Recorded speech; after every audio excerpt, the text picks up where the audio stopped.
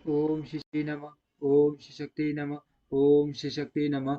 अर्जुन और शिव दूत वार्तालाप। किराट वेशधारी शिव जी के साथ अर्जुन का युद्ध पहचानने पर अर्जुन द्वारा शिव स्तुति। शिव जी का अर्जुन को वरदान देकर अंतर्ध्यान होना। अर्जुन का आश्रम पर लौटकर भाइयों से मिलना। श्री कृष्ण का अर्जुन से मिलने के लिए वहां पधारना। नंदीश्वर जी कहते हैं, सनत कुमार जी, अब परमात्मा शिव की उस लीला को श्रवण करो जो भक्त वत्सलता से युक्त उनकी कुंदरता से भरी हुई है। तदंतर शिवजी ने उस बाण को लाने के लिए तुरंत ही अपने अनुसर को भेजा। उधर अर्जुन भी उसी निमित्त वहां आए। इस प्रकार एक ही समय में रुद्रानुसर तथा अर्जुन दोनों बाण उठाने के लिए वहां पहुंचे।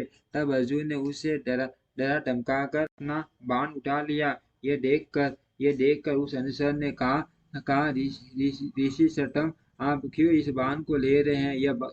यह हमारा सहायक है, इसे छोड़ दीजिए। पिलराज के उस अनुसर द्वारा यो कहे जाने पर मुनि श्रेष्ठ अर्जुन ने शंकर जी का स्मरण किया और इस प्रकार का।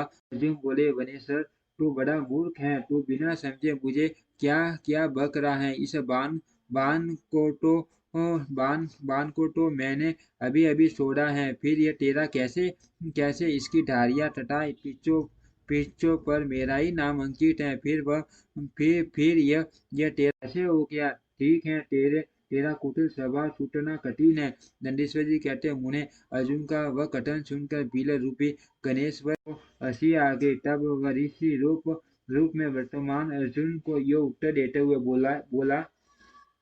बोला, रे तापस, सुन, जान पड़ता है तू तपस्या नहीं कर रहा है। केवल तेरा वेश ही तपस्या का है, क्योंकि सच्चा तपस्वी छल कपट नहीं करता। भला जो मनुष्य तपस्या में निरत होगा वह कैसे मिथ्या भाषण करेगा एवं कैसे छल करेगा? अरे तू मुझे अकेला मत समझ। तुझे तुझे ज्ञात होना चाहिए कि मैं एक सेना का अधिपति हूँ। हमारे स्वामी बहुत बहुत से वनचारी बिलों के साथ वहां बैठे हैं। वे विग्रह तथा अनुग्रह करने में सर्वथा समर्थ हैं। यह बाण जिसे तूने अभी उठा लिया है, उन्हीं का यह बाण कभी तेरे पास टिक नहीं सकेगा। तापस, तू क्यों अपनी तपस्या का फल नष्ट करना चाहता है?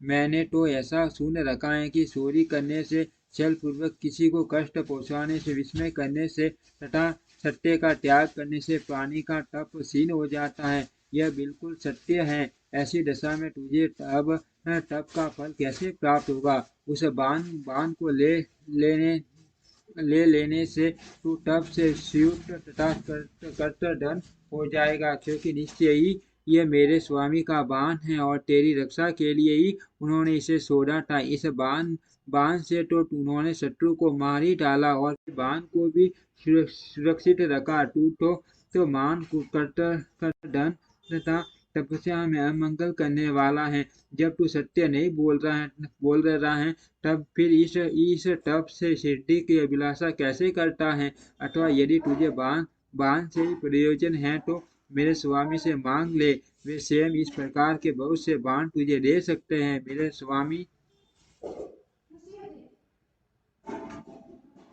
मेरे स्वामी आज यहाँ वर्तमान है। तू उनसे क्यों नहीं याचना करता? तू जो उपकार का परित्याग करके अपकार करना चाहता है तथा अभी अभी भी कर रहा है, यह तेरे लिए उचित नहीं है। तू सफलता छोड़ दे। इस पर कुपित होकर अर्जुन ने उससे कई बातें कही। दोनों पर बड़ा विवाद हुआ। अंत में अर्जुन ने कहा, वंशारी बिल, तू मेरी सार बात सुन ले। जिस समय तेरा स्वामी आएगा, उस समय मैं उसे उसका फल चखाऊंगा। तेरे साथ युद्ध करना तो मुझे शोभा नहीं देता। अतः मैं तेरे स्वामी के साथ ही लोहा लूंगा, क्योंकि सिंह और गिद्ध का युद्ध उपहासास्पद ही माना जाता है। बिल, तूने मेरी बात तो सुनी ली, अब तू मेरे मान बल को भी देखेगा। जा, अपने स्वामी के पास लौट जा, अथवा जैसी तेरी इच्छा हो वैसा कर। नंदीश्वर जी कहते हैं, मुने, अर्जुन के यो कहने पर वह बिल जहाँ शिवावतार सेनापति किराट विराजमान थे वहां गया और उन बिलराज से अर्जुन का सारा वचन विस्तार पूर्वक कर सुनाया। उसकी बात सुनकर किराटेश्वर को मान हर्ष हुआ। तब भील रूपधारी भगवान शंकर अपनी सेना के साथ वहां गए। उधर पांडुपुत्र अर्जुन ने भी जब किराट की उस सेना को देखा तब वे भी धनुष बाण ले सामने आकर डट गए। तदंतर किराट ने पुनः उस दूत को भेजा और उसके द्वारा भ्रट से महात्मा अर्जुन से योग कहलवाया। किराट ने कहा, तपस्वी तनिक इस सेना को और इस सेना की ओर तो दृष्टिपात करो। अरे हब तुम बाण छोड़कर जल्दी भाग जाओ। क्यों तुम इस समय एक सामान्य काम के लिए प्राण गंवाना चाहते हो? तुम्हारे भाई दुख से पीड़ित हैं, स्त्री तो उनसे भी बढ़कर दुखी है। मेरा तो ऐसा विचार है कि ऐसा करने से पृथ्वी भी तुम्हारे हाथ से चली जाएगी। नंदीश्वर जी कहते हैं, मुने जब अर्जुन की सब तरह से रक्षा करने के लिए किराट रूपधारी परमेश्वर शंभु ने उनकी भक्ति की ढूंढता की परीक्षा के निमित्त ऐसी बात कही, तब वह शिवदूत उसी समय अर्जुन के पास पहुंचा और अपने वह सारा वृतांत उनसे विस्तार पूर्वक सुनाया। उनकी बात सुनकर अर्जुन ने उस समागम दूत से पुनः कहा, दूत तुम जाकर अपने सेनापति से कहो कि तुम्हारे कथा अनुसार करने से सारी बातें विपरीत हो जाएगी। यदि मैं तुम्हें अपना बाण दे देता हूँ तो निसंदेह मैं अपने कुल को दूषित करने वाला सिद्ध होऊंगा। इसलिए भले ही मेरे भाई दुखात हो जाए तथा मेरी सारी विद्याएं निष्फल हो जाए, परंतु तुम आओ तो सही। मैंने ऐसा कभी नहीं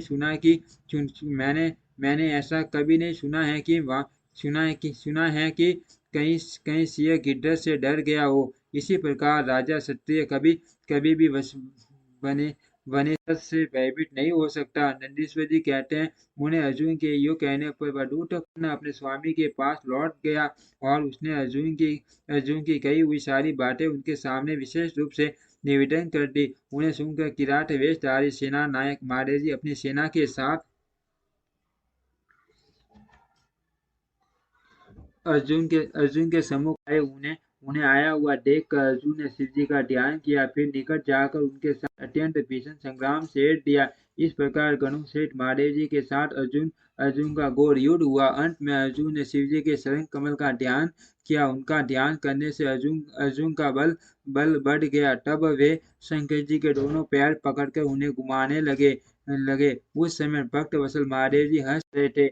मुने भक्त पराधीन होने के कारण वे अर्जुन को अपनी दास्ता प्रदान करना चाहते थे, इसलिए उन्होंने ऐसी लीला रची थी, अन्यथा ऐसा होना सर्वथा असंभव था। तत्पश्चात शंकर जी ने भक्त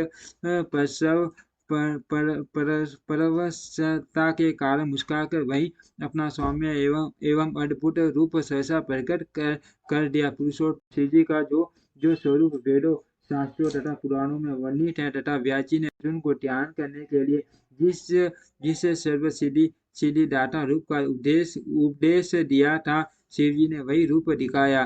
तब ध्यान द्वारा प्राप्त होने वाले शिव जी के उस सुंदर रूप को देखकर अर्जुन को मान विस्मय हुआ। फिर वे लज्जित होकर स्वयं पश्चाताप करने लगे। जिनको मैंने परम रूप से वर्ण किया है, वे त्रिलोकी के अधीश्वर कल्याण करता साक्षात स्वयं शिव तो यही है। हाय, इस समय मैंने यह क्या कर डाला। भगवान शिव की माया बड़ी बलवती है। वह बड़े बड़े मायावियों को भी मुंह में डाल देती है। फिर मेरी तो बिसाती क्या है। उन्हीं प्रभु ने अपने रूप को छिपाकर यह कौन सी लीला रची है। मैं तो उनके द्वारा चला गया। इस प्रकार अपनी बुद्धि से भलीभांति विचार करके अर्जुन ने प्रेम पूर्वक हाथ जोड़ एवं मस्तक झुकाकर भगवान शिव को प्रणाम किया। फिर खिन्न मन से यो कहा, अर्जुन बोले, देवाधिदेव महादेव, आप तो बड़े कृपालु तथा भक्तों की कल्याण करता है। सर्वेश, आपको मेरा अपराध क्षमा कर देना चाहिए। इस समय आपने अपने रूप को छिपाकर यह कौन सा खेल किया है। आपने तो मुझे चल लिया। प्रभु, आप स्वामी के साथ युद्ध करने वाले मुझको धिक्कार है। नंदीश्वर जी कहते हैं, मुझे इस प्रकार पांडुपुत्र अर्जुन को मान पश्चाताप हुआ। तत्पश्चात वे शीघ्र ही माँ प्रभु शंकर जी के चरणों में लौट गए। यहाँ यह देखकर भक्त वत्सल महेश्वर चित्त प्रसन्न हो गया। तब वे अर्जुन को अनेकों प्रकार से आश्वासन देकर यह बोले। शंकर जी ने कहा, पार्थ पार्थ तुम तो मेरे परम भक्त हो, अतः खेद न करो। यह तो मैंने आज तुम्हारी परीक्षा लेने के लिए ऐसी लीला रची थी, इसीलिए तुम शोक त्याग दो। नंदीश्वर जी कहते हैं, मुने यूं कहकर भगवान शिव ने अपने दोनों हाथों से पकड़कर अर्जुन को उठा लिया और अपने अपने तथा गणों के समक्ष उनके लाज का निवारण किया। फिर भक्त वत्सल भगवान शंकर वीरों में माननीय पांडुपुत्र अर्जुन को सब तरह से हर्ष प्रदान करते हुए प्रेम पूर्वक बोले। शिव जी ने कहा, पांडवों में श्रेष्ठ अर्जुन, मैं तुम पर परम प्रसन्न हूँ। अतः अब तुम वर मांगो। इस समय तुमने जो मुझ पर